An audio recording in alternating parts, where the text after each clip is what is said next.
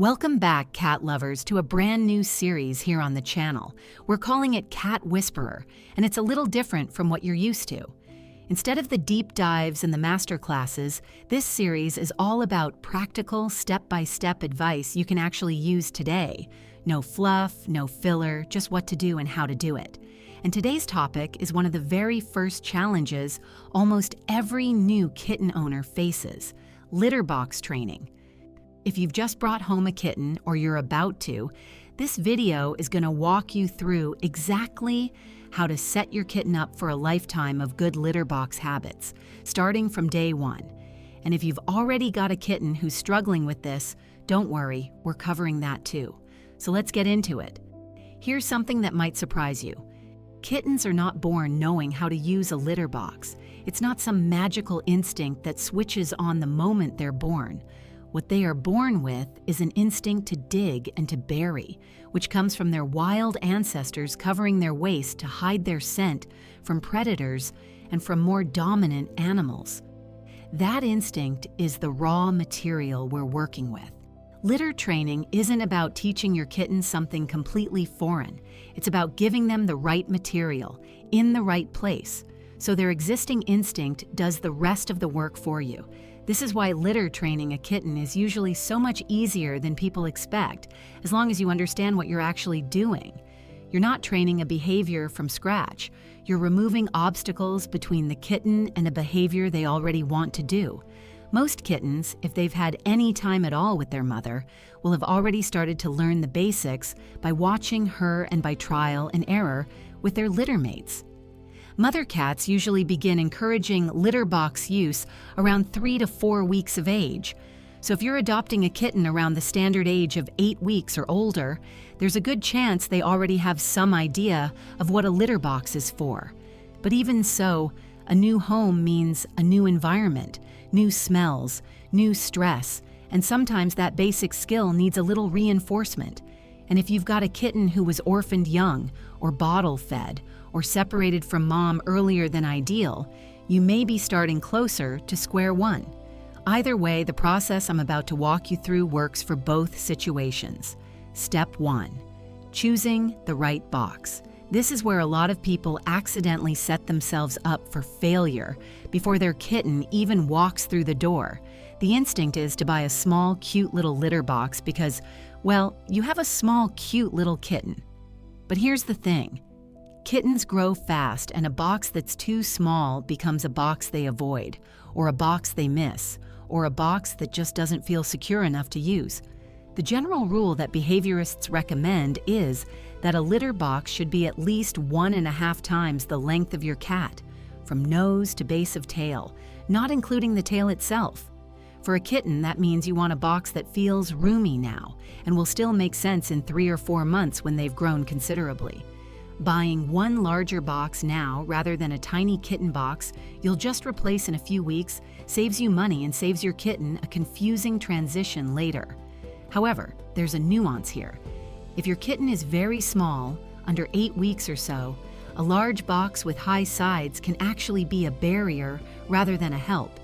Tiny kittens have tiny legs, and climbing over a 6-inch wall to get into a box can be a genuine obstacle, especially if they're in a hurry, which, let's be honest, is exactly when accidents happen.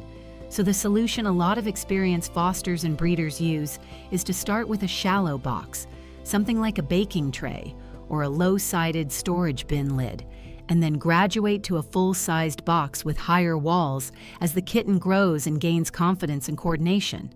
If you only want to buy one box, look for one with at least one low entry point cut into the side, so your kitten never has to make a leap of faith just to relieve themselves. Step 2. Choosing the right litter. This matters more than most new owners realize. Kittens explore the world with their paws and their mouths, so texture matters enormously. Clumping clay litter, while popular with adult cat owners, is not recommended for very young kittens, generally under 8 weeks old, because kittens will often taste or chew on litter as part of normal exploratory behavior, and clumping litter can swell and cause blockages if ingested in any real quantity. For young kittens, a non-clumping, unscented litter is the safer choice. Some owners like to use a paper-based litter, like recycled paper pellets, for the first several weeks, since it's soft on tiny paws and completely safe if a curious kitten decides to sample it. Once your kitten is reliably past the mouthing everything phase, usually somewhere around 12 weeks, you can transition to whatever litter type you plan to use long-term, including clumping litter if that's your preference. On the topic of scent, resist the urge to buy the lavender-scented or the ocean breeze-scented litter, no matter how good it smells to you standing in the aisle at the store. A cat's sense of smell is many times more sensitive than ours, and a heavily perfumed litter can be overwhelming or even actively off-putting to a kitten, which ironically increases the odds they'll avoid the box altogether and go somewhere else in the house instead. Unscented is almost always the safer, more successful choice, especially in the early training phase when you're trying to build a positive association, not fight against a negative one. I'm curious what you landed on for your own kitten: clumping, paper-based, something else entirely. Drop it in the comments. It genuinely helps other new kitten owners watching this to see what actually worked in real homes, not just what's recommended on paper. Step 3, placement.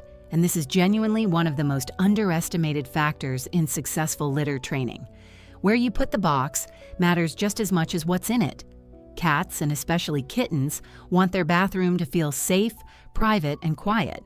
That means avoiding high traffic areas, avoiding spots right next to loud appliances like washing machines or furnaces that might suddenly kick on and startle them mid-business, and avoiding placing the box right next to their food and water. Cats have a strong instinctive aversion to eliminating near where they eat, which makes sense if you think about it from a survival standpoint. Eating and eliminating near each other in the wild would attract predators and spread disease within a den. So if your kitten's litter box is tucked in a corner of the kitchen 3 feet from their food bowl, you may be working against yourself without even realizing it. You also want to think about accessibility, especially in a multi-level home. If your kitten spends most of their time on the ground floor, but the litter box is up 2 flights of stairs, you're asking a lot of a tiny animal with a tiny bladder and not much patience for exploring an entire house under pressure. In the first few weeks, it's often smart to confine your kitten to 1 or 2 rooms of the house anyway, both for safety and for exactly this reason. Keep the litter box, food, water, and a cozy bed all within that confined space, with enough distance between the litter box and everything else. As your kitten grows in confidence and earns more freedom to explore the rest of the house, you can consider adding additional boxes in other areas, which we'll talk about in a moment. Where did you end up putting the box in your place? Tell us in the comments, especially if you're working with a small apartment or a tricky floor plan, because I know a lot of you are dealing with layouts that don't exactly cooperate with the ideal setup. And hearing how other people solved that can be genuinely useful. Step 4, the introduction itself. When you first bring your kitten home, before you do anything else, before the tour of the house, before letting them meet the family, before the cute photos for the group chat, show them the litter box. Place your kitten gently inside it, let them sniff around, and let them get a feel for the texture under their paws. You don't need to force a scratching or digging motion. Most kittens will investigate and paw at the litter on their own out of curiosity. But the goal here is simply for the box to be the very first thing they associate with this new environment. This single small action sets a mental anchor. This is where the bathroom is. Everything else in the house is new and confusing, but this one thing is established from minute 1. For the first several days, keep a close eye on your kitten's body language. Cats, before they eliminate, will often start sniffing the ground intently and then begin to circle or scratch at a spot, almost like they're testing it out. If you notice this happening anywhere other than the litter box, gently and calmly scoop your kitten up and place them directly in the box. Don't scold, don't make a big scene, don't raise your voice. Kittens do not connect punishment after the fact with the specific act of eliminating in the wrong place. All a scolding accomplishes is teaching your kitten that you, specifically, are unpredictable and possibly a little scary, which is the opposite of what you want when you're trying to build trust in a brand new relationship. Redirection. calmly and consistently is the only tool that actually works here. Step 5. Positive reinforcement, but done correctly. A lot of guides will tell you to give treats every single time your kitten uses the box successfully. And while that can work, it's not strictly necessary, and it can actually create a strange association if not managed carefully, since you don't necessarily want your kitten expecting a reward and then loitering by the box waiting for one. What tends to work better is simple, calm praise, a soft, happy tone of voice, maybe a gentle pet if your kitten is the type who enjoys being touched right after using the box, which not all of them are. The goal is just to make the whole experience feel calm, safe, and mildly pleasant, never stressful, never a big production. Consistency here matters more than intensity. You want your kitten to build a quiet, reliable pattern, not a performance for a reward. Now let's talk about accidents, because they are going to happen. And how you respond in these moments will shape your kitten's long-term relationship with the litter box more than almost anything else we've covered so far. The single most important thing to do after an accident is clean it thoroughly, and I mean thoroughly, with an enzymatic cleaner specifically designed to break down the proteins in cat urine. Not just a regular household cleaner, and definitely not anything with ammonia in it. Regular cleaners can leave behind a scent trace that's invisible and odorless to you, but very much still detectable to your kitten, and cats have a strong tendency to return to a spot that still smells, even faintly, like a previous accident.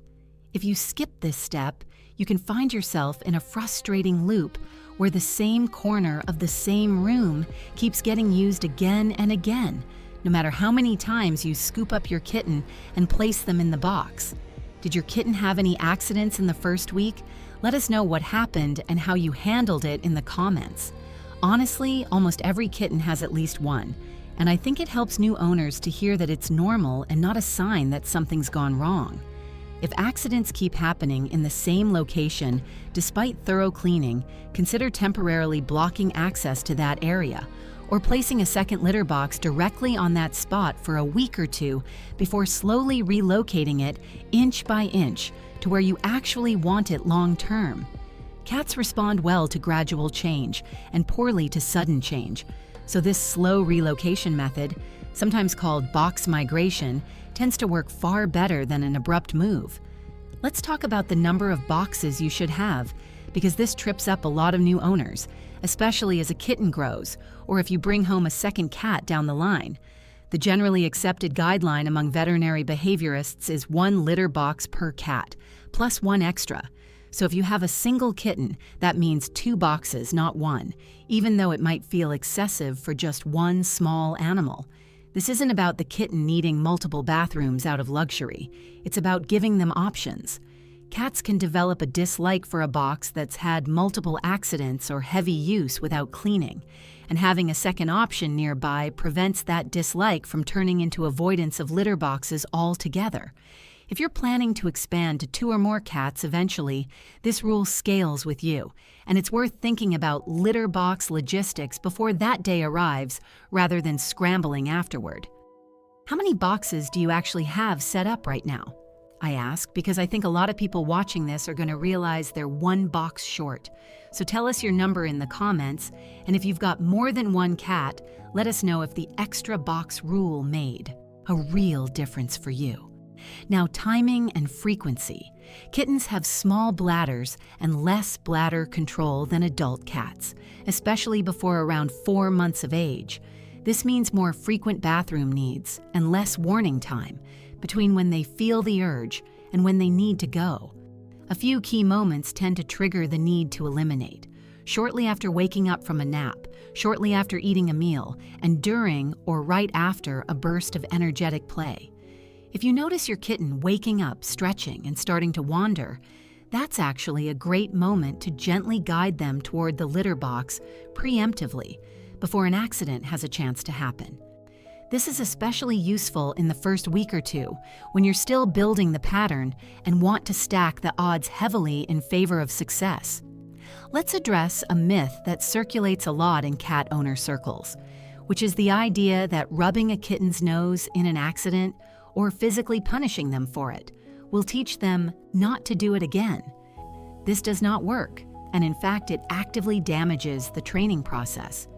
Kittens don't have the cognitive framework to connect a punishment delivered after the fact with a specific action taken minutes or even seconds earlier. What they do learn very quickly and very effectively is to associate you, your hands, or the general vicinity of you with fear and unpredictability. Some kittens who are punished this way will actually start hiding to eliminate, seeking out closets, behind furniture, or other concealed spots specifically to avoid being caught and punished, which makes the entire problem significantly worse and considerably harder to solve. If you take away only one thing from this video, let it be this: patience and redirection work. Punishment does not, and it can set you back weeks. Let's also talk about medical causes of litter box problems, because not every accident is a training issue, and it's important to know the difference. If your kitten is straining to urinate, vocalizing an apparent discomfort while in the litter box, producing very small amounts of urine frequently, or if you notice blood in the litter, these are signs of a potential urinary tract issue, and this warrants an immediate call to your veterinarian, not more litter training patients. Urinary blockages, particularly in male kittens due to their narrower urethra, can become a genuine emergency within hours, so this is not something to wait out. Similarly, diarrhea, which can make it physically difficult for a kitten to reach the box in time or to comfortably use it, deserves its own conversation with your vet rather than being treated purely as a behavioral problem. As a general principle, any sudden change in a previously well-established litter box routine deserves a second look for a physical cause before you assume it's purely behavioral. Let's move to what happens as your kitten grows and their needs shift.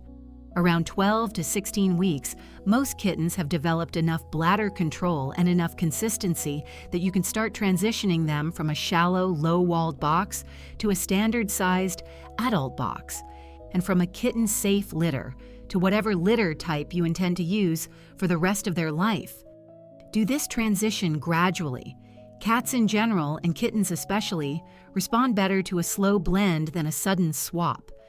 Mix a portion of the new litter into the old for about a week, gradually increasing the ratio, rather than dumping out the old litter and replacing it all at once.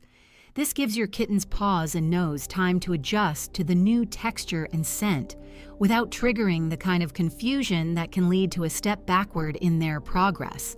If your kitten has already made this transition, how did it go? Smooth or a bit of a wobble along the way? Share your experience in the comments. It might save someone else watching this from making a switch too abruptly.